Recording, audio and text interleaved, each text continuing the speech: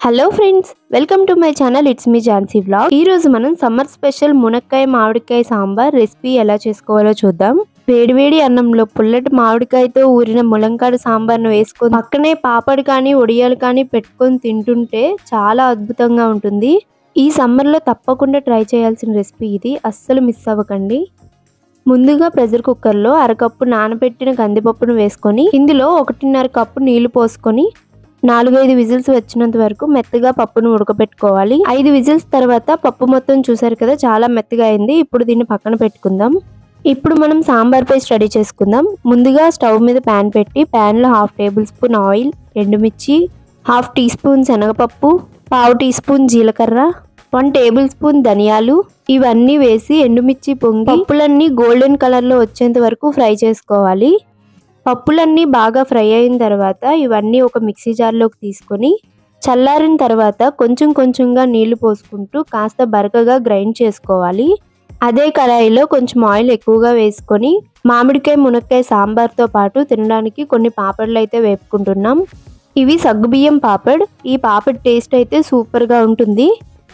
Next మళ్ళీ అదే ప్యాన్లో 1/2 టేబుల్ స్పూన్ ఆయిల్ వేసుకుని ఆయిల్ వేడైన తర్వాత అందులో ఒక ఎండుమిర్చి, 1/2 టేబుల్ స్పూన్ జీలకర్ర, 1/2 టీ స్పూన్ ఆవాలు, 1/2 టీ స్పూన్ మినప్పప్పు, 7-8 వెల్లుల్లి, కొంచెం కరివేపాకు వేసుకుని లో ఫ్లేమ్లో ఈ తాలింపుని ఎర్రగా వేపుకోవాలి.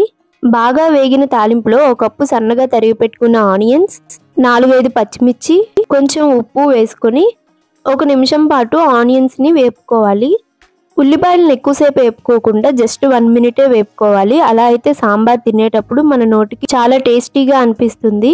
1 నిమిషం పాటు ఉల్లిపాయలను వేపుకున్న తర్వాత 10-15 మునక్కాడ ముక్కలు అక్కడక్కడ నార తీసుకునేవి. ఆ తర్వాత 2 వంకాయలను ఇలా సన్నగా కట్ చేసుకుని వేసుకొని 7-8 నిమిషాల పాటు మీడియం ఫ్లేమ్లో బాగా ఫ్రై చేసుకోవాలి.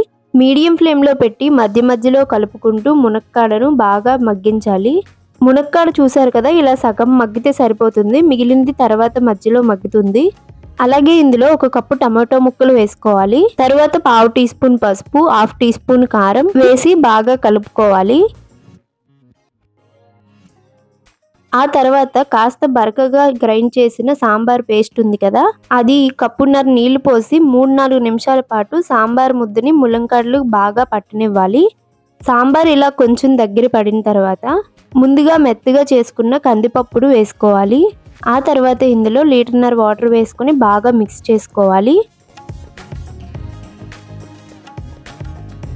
సాంబార్ కొంచెం వేడైన తర్వాత అందులో 1 కప్పు మామిడికాయ ముక్కలు వేసుకొని కొంచెం కొత్తిమీర తరుగు వేసుకొని మధ్య మధ్యలో కలుపుకుంటూ మీడియం ఫ్లేమ్లో 20 మినిట్స్ పాటు సాంబార్ మరిగించుకోవాలి. అప్పుడే సాంబార్ యొక్క అసలైన రుచి తెలుస్తుంది. సువాసన అయితే ఇల్లు దాటి వేరే ఇంటి వరకు వెళ్తుంది.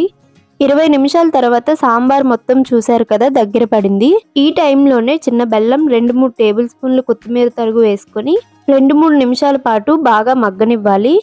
2-3 నిమిషాల తర్వాత సాంబార్ మొత్తం ఇలా దగ్గర పడుతుంది. మీకు సాంబార్ పల్చగా కావాలంటే 1 నిమిషం మరిగిస్తే సరిపోతుంది. అలానే చిక్కగా కావాలంటే 3-4 నిమిషాల వరకు మరిగించుకోవాలి. ఈ సాంబార్ కొంచెం పులుపుగా ఉంటేనే టేస్ట్ చాలా బాగుంటుంది. అంతేనండి, ఇంకా చాలా సింపుల్ రెసిపీ. టేస్టీగా ఉండే మునక్కాయ మామిడికాయ సాంబార్ అయితే రెడీ అయిపోయింది. ఈ సాంబార్ టేస్ట్ అయితే సూపర్ గా ఉంటుంది. ఒక్కసారి ఈ సాంబార్ ట్రై చేశారంటే ప్రతిసారి ఇదే సాంబార్ చేసుకొని తింటారు. అంత టేస్టీగా ఉంటుంది. సాంబార్తో పాటు పక్కనే పాపడ్లు పెట్టుకొని తింటే ఇంకా టేస్ట్ అమోఘం అంతే. మీకు ఈ వీడియో నచ్చితే లైక్ చేయండి, షేర్ చేయండి, అలాగే నా ఛానల్ని సబ్స్క్రైబ్ చేసుకోండి. ఈ రెసిపీ మీకు ఎలా అనిపించిందో కామెంట్ చేయండి. మరొక మంచి వీడియోతో మళ్ళీ కలుద్దాం. Bye bye.